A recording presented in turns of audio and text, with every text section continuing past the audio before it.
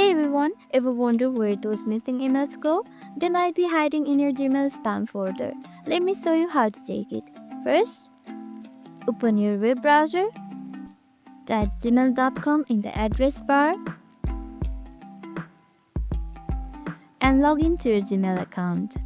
Once you are in the home page, look at the left-hand sidebar. Here, click More and scroll down until you see the spam folder.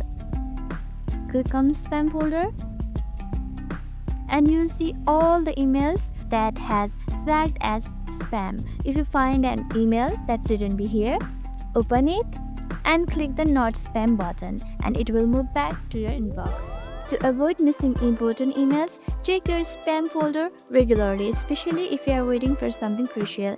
And that's it. Now you know how to manage a spam folder like a pro. Don't forget to like, subscribe, and hit that bell for more Gmail tips and tricks. Thanks for watching, and I'll see you in the next video.